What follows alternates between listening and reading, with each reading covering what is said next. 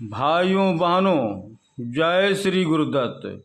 आप सबका शाश्वत ज्ञान गिरनार से चैनल में स्वागत और अभिनंदन है।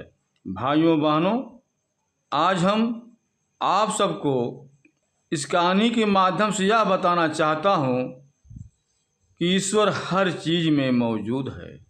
एक समय की बात है, उद्दालक नाम के एक महान ऋषि थे।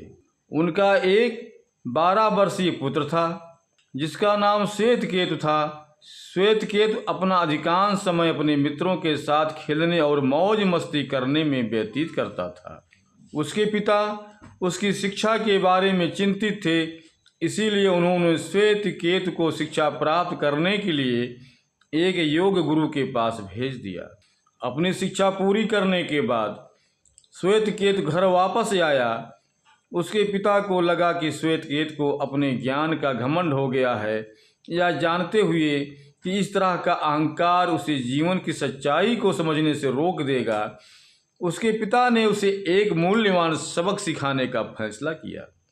एक दिन पिता ने श्वेतकेतु को बुलाया और पूछा, प्रिय पुत्र, क्या तुमने ऐसा ज्ञान प्राप्त कर लिया है जिससे तुम अनसुनी बातें सुन सको, अकल्पनीय बातें सोच सको तथा अज्ञात बातें जान सको?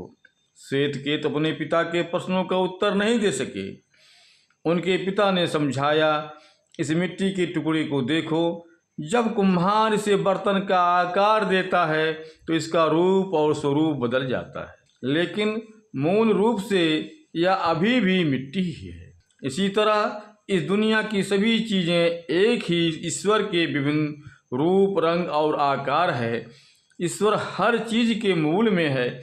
जिस तरह मिट्टी के बिना बर्तन का अस्तित्व नहीं हो सकता, उसी तरह यह दुनिया या इसमें मौजूद कोई भी चीज़ ईश्वर के बिना अस्तित्व में नहीं आ सकती। तुम भी ईश्वर के एक रूप हो। श्वेतकेतु तत्त्वमसि। ऋषि उद्दालक ने श्वेतकेतु से कहा कि मिट्टी के ढेले को समझकर हम उससे बनी हर चीज़ के बारे में जान सकते हैं, क्योंकि मिट्टी से बनी हर चीज़ का सार अंततः मिट्टी ही है। श्वेतकेतु को अपने पिता की बातें समझ में आ गईं, लेकिन वह चाहता था कि उसके पिता साबित करें कि ईश्वर हर चीज़ में है। उदाहरण के लिए उसके पिता ने उसे बरगद के पेड़ का एक फल दिया और उसे काटने को कहा। श्वेतकेतु ने वैसा ही किया जैसा कहा गया था। पिता ने पूछा, फल के अंदर क्या है? श्वेतकेतु ने उत्तर दिया, पिताजी, इसमें बीज है। तब उसके पिता ने कहा, अब इनमें से एक बीज को काट लो। श्वेतकेतु ने वैसा ही किया और कहा, पिताजी, अंदर कुछ भी नहीं है। उसके पिता ने समझाया, जो तुम नहीं देख सकते वह सत्य ईश्वर है, जो एक बड़े बरगद के पेड़ में विकसित होगी। इस अवधारणा को और अधिक स्पष्ट करने के लिए पिता ने श्वेतकेतु से पानी से भरे बर्तन में थोड़ा नमक मिलाने को कहा। फिर उसके पिता ने श्वेतकेतु से पूछा, क्या तुम्हें पानी में नमक दिखाई दे रहा है?